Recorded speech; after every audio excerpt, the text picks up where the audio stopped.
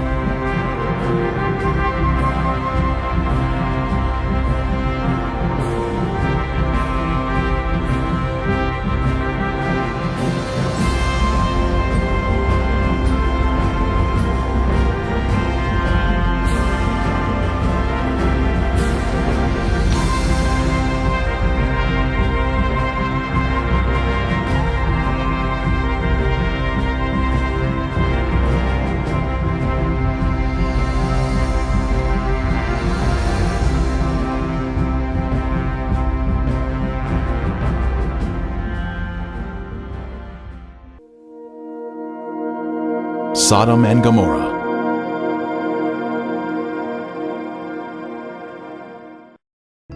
When the morning dawned, the angels urged Lot to hurry, saying, "Arise, take your wife and your 2 daughters, who are here, lest you be consumed in the punishment of the city." Lot, his wife and daughters, all fled from the terrible destruction of Sodom. Likewise, as it was also in the days of Lot, they ate, they drank, they bought, they sold, they planted, they built. But on the day that Lot went out of Sodom, it rained fire and brimstone from heaven and destroyed them all. Wicked men were punished by the Lord in a divine judgment of fire. The intense heat consumed the wicked cities and their inhabitants.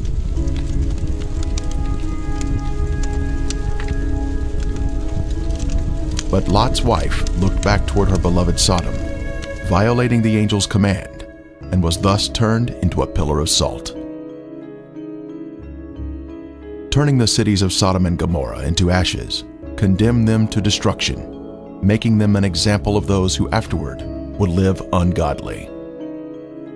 This is a visible example that is mentioned here. The Bible tells us the cities were in the plain of Jordan, which is the area surrounding the Dead Sea, and it was once a beautiful, lush area. At 1,300 feet below sea level, this is the lowest place on earth, a very hot and desolate region that was cursed by God because of the sins of the people. Sodom had pride, fullness of food, and abundance of idleness. Neither did she strengthen the hand of the poor and needy. And they were haughty and committed abominations before me. Flavius Josephus, the 1st century Jewish historian, tells us, "There are still the remainders of that divine fire, and the traces of the 5 cities are still to be seen."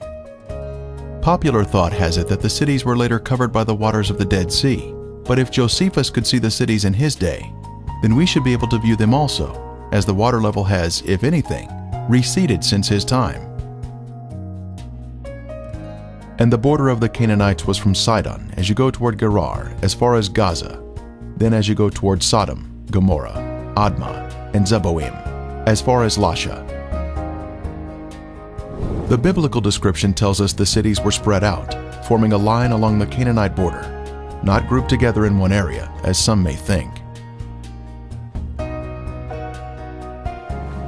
Driving along the coastal highway of the Dead Sea in Israel, one can soon see peculiar formations that are of a lighter color than the surrounding terrain. These are the Ashen cities, destroyed by the wrath of God. These cities were consumed by intense flames, a supernatural heat that was directed by the hand of God. Today there is ash that is of lighter color than the surrounding mountains and terrain. As mentioned in the Bible, this is a desolate area where nothing grows.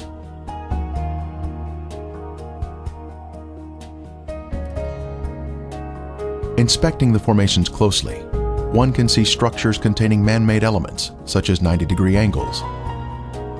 Even though the buildings were consumed by the fire, the remaining ash in these cities is comprised of a heavier material due to the inclusion of brimstone or sulfur, and still retains some of the original shapes of man-made structures.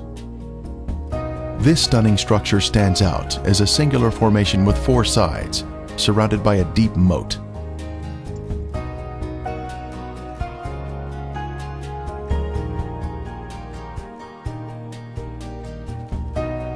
We move in closer to inspect the unusual features evident on the side of the formation.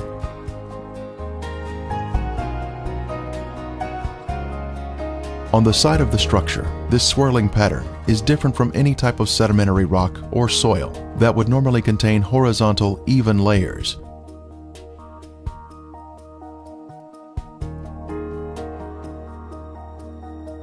These swirling designs were also seen in other ashen formations in the cities.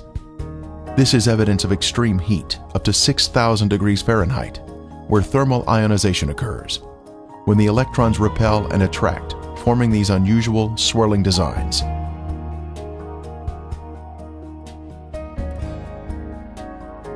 In Lot's day, this area was a swirling cauldron of death and destruction, rained down from the Lord in heaven.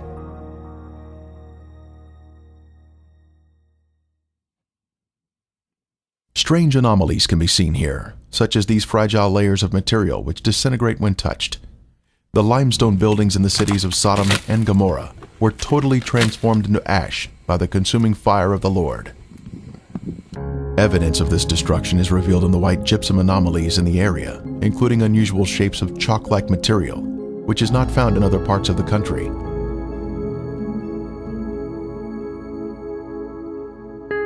Even layers of white and gray material can also be seen, comprising gypsum and ash.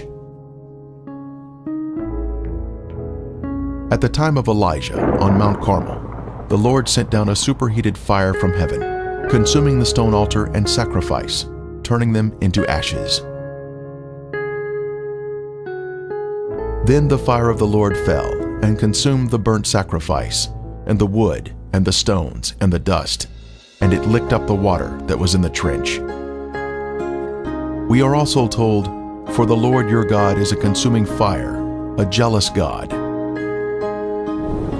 When God unleashes a consuming fire, it will turn stone into ashes. At the perimeter of this city, one can see this amazing Sphinx still standing today. It was a pagan symbol positioned at the edge of town, and was thought to protect the inhabitants from harm. The Sphinx stands alone as a singular structure with a defined shape. This particular Sphinx has an obvious demarcation between its base and the soil below it, another sign of a man-made structure placed on top of the soil. Later, we will see another Sphinx.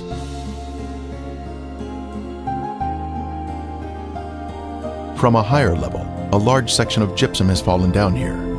It clearly exhibits the alternating layers of white ash that is calcium sulfate, gray ash that is calcium carbonate.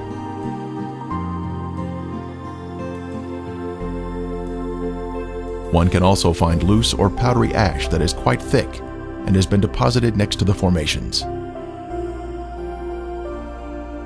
The ash is made up of calcium carbonate and calcium sulfate, which comes from the limestone buildings and the brimstone mixing together during the fire. In the formations themselves, some material can be gently raked off the surface with the slightest touch.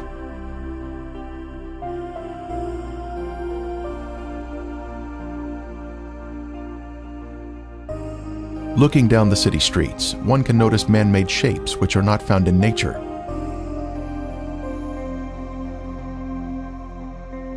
Here we see a building with square sides or 90-degree angles.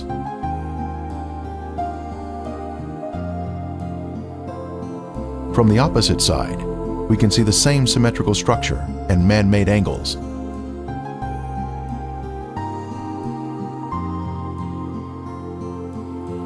We can see the remains of walls that extended outward at 90-degree angles from the main structure.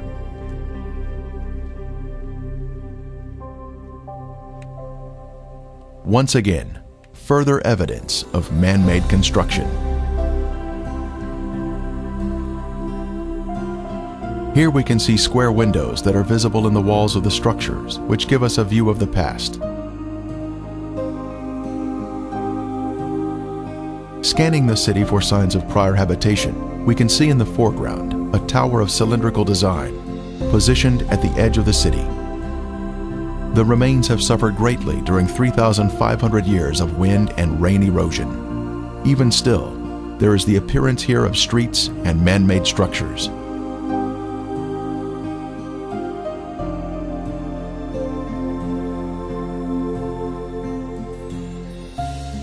Here in the foreground, we have a conical shape resting on a raised area.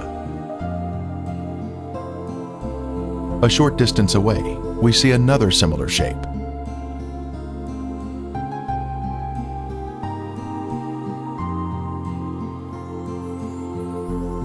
As we pan across the city, we can see in the distance an arched doorway that exhibits a symmetrical shape even to this day. The whole land is brimstone, salt and burning. It is not sown, nor does it bear, nor does any grass grow there, like the overthrow of Sodom and Gomorrah, Admah and Zeboim, which the Lord overthrew in his anger and his wrath.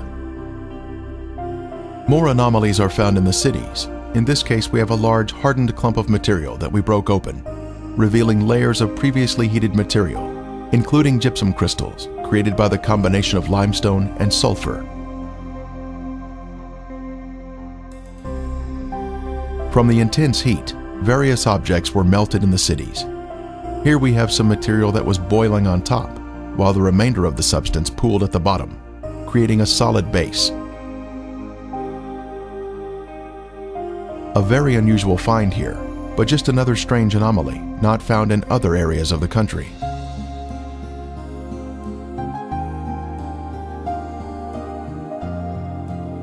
Here is another example of some type of substance that was melted from the extreme heat that God rained down from above. Resting on the ground, we find an unusual layer of gypsum crystals. Underneath the crystals is a layer of white gypsum, then gray ash, all of which was created by the great conflagration of heat, which consumed these sinful cities along the Dead Sea.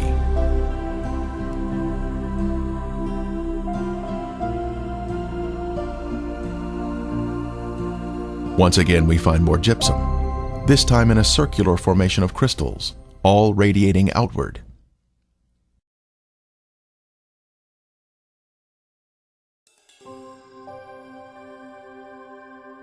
Then the Lord rained brimstone and fire on Sodom and Gomorrah, from the Lord out of the heavens.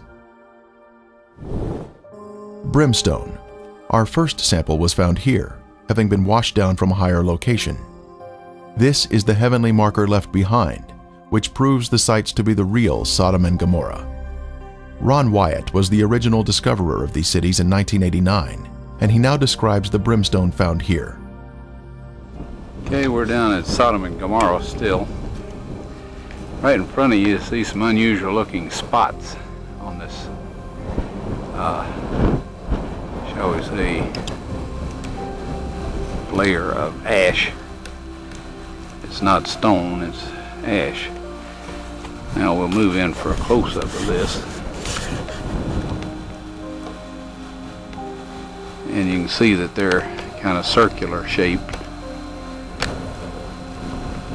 places.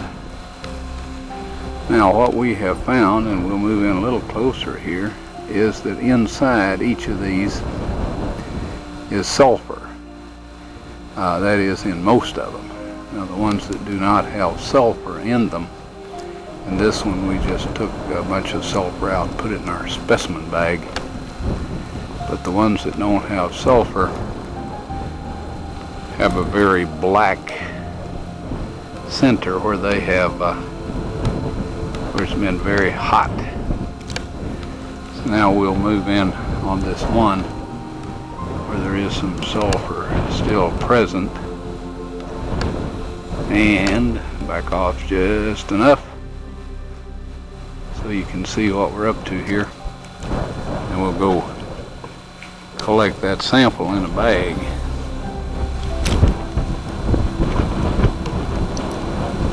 Before I started using this knife, it was very, very sharp.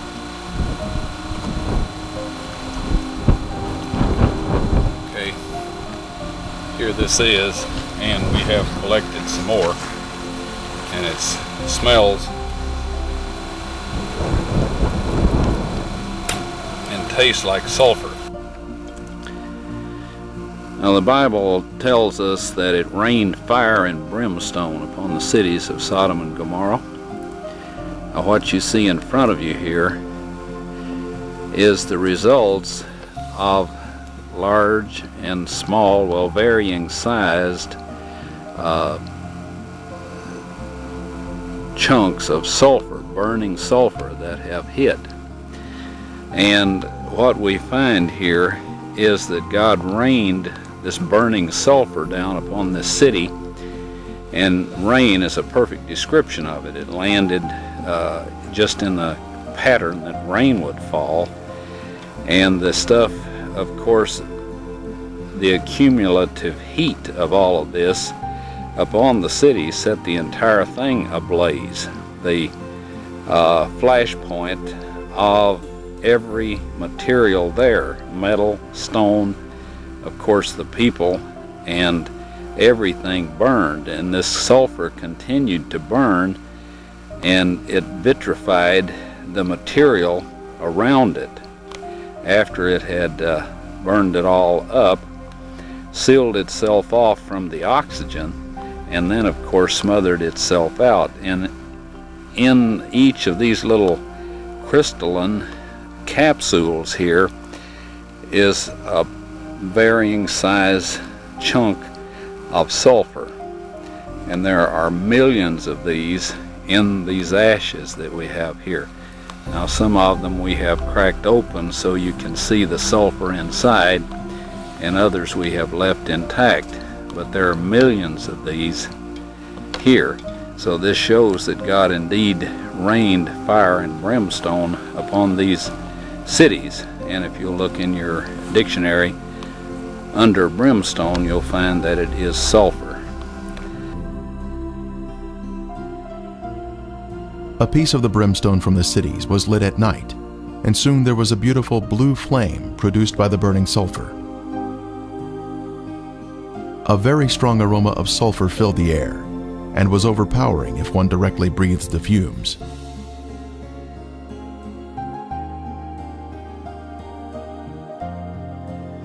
Exploring the cities further, more brimstone was found of various shapes and sizes.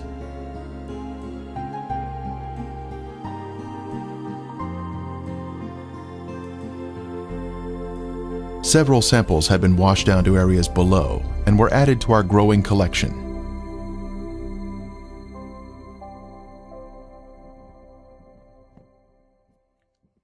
This brimstone is made of monoclinic, white sulfur that has been burned or cooked at a high temperature. It is quite different from natural sulfur that is formed in geothermal areas. Samples were taken to a lab for analysis.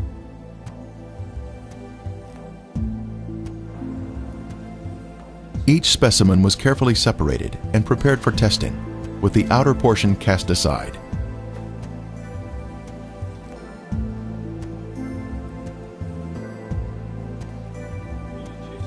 Next, the samples were dried and placed in a rock crusher.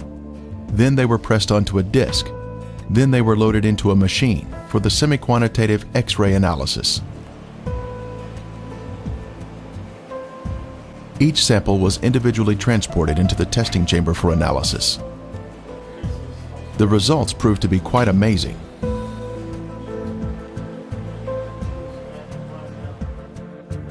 As the samples were found to be 98% pure sulfur, unlike any other sulfur found on Earth. This pure, cooked sulfur is the heavenly marker that was left behind to show the world that the Lord, without a doubt, destroyed these sinful cities at His command.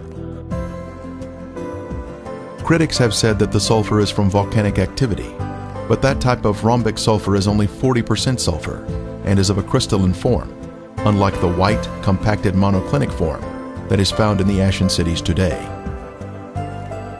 Here is a round piece of brimstone embedded in a section of ash.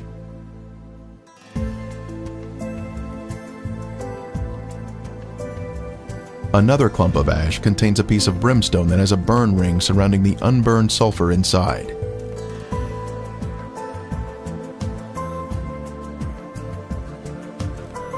This mound of material has a lid that easily comes off, revealing the round nugget of brimstone inside.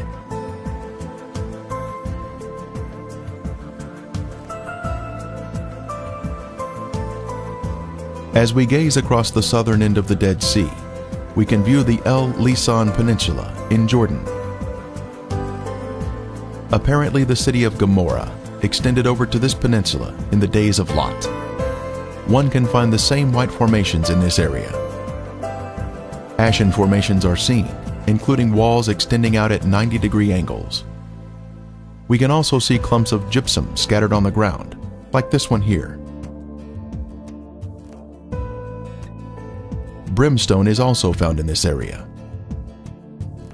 Incredibly, a Byzantine-era church was constructed here, as noted on this sign, built here because the area was known for its biblical significance.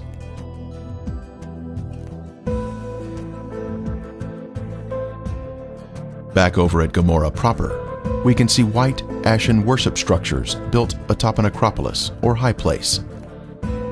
Both a sphinx and ziggurat are seen here, side by side, much like what we see in Egypt at Giza, with the Sphinx and the pyramids built in close proximity to each other.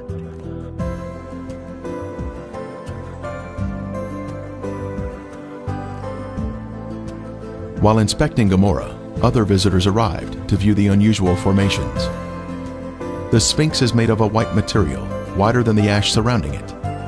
Perhaps it was built of more expensive components and dedicated to their pagan gods. The Sphinx represented a god of protection, but even it was consumed in the flames. It is approximately 30 feet long and is quite impressive, both in its shape and size. Resting near it is the ziggurat, symmetrical in shape and also comprised of a special white material. Here we can see a ziggurat standing next to a symmetrical tower. Next, we can see an arched door between two pillars, and once again, another arched door. As we scan across the city, our eye notices a raised white formation in the distance.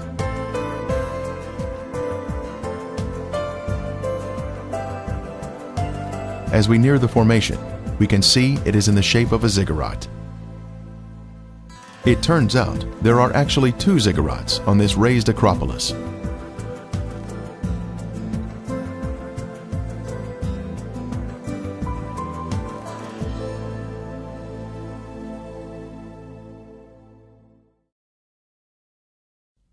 As we stood next to one of the ziggurats, our team found perfect specimens of melted brimstone, where the liquid from the burning sulfur had cooled down, forming a hard, crystalline shell around the unburned sulfur that was hidden inside.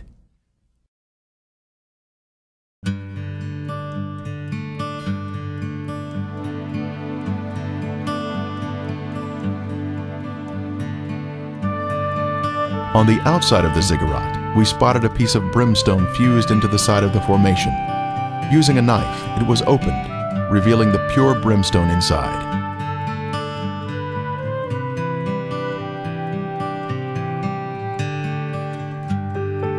Resting on a ledge of the ziggurat, we see another sample of brimstone that was opened with a knife, once again revealing the pure sulfur inside.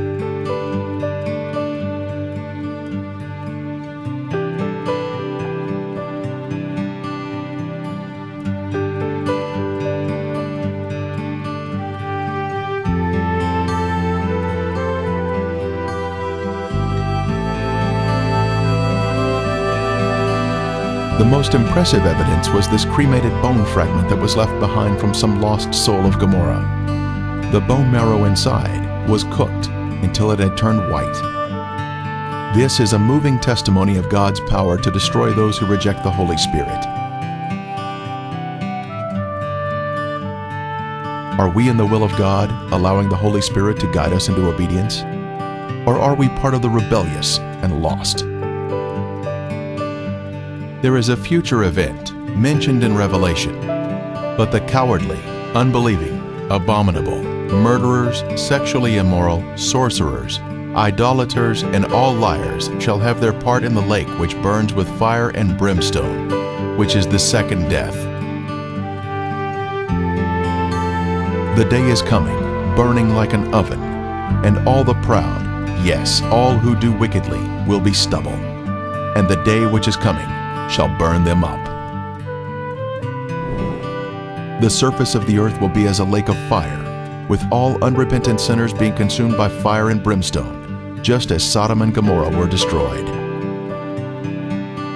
Friend, there is only one way to escape the punishing flames of the second death, and that is through Jesus Christ. Won't you ask Him to take over your life today?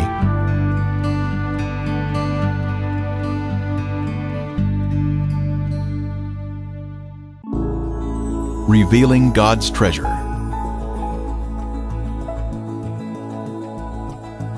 You may order a copy of this program through arcdiscovery.com. See arcdiscovery.com to become a direct seller of this DVD.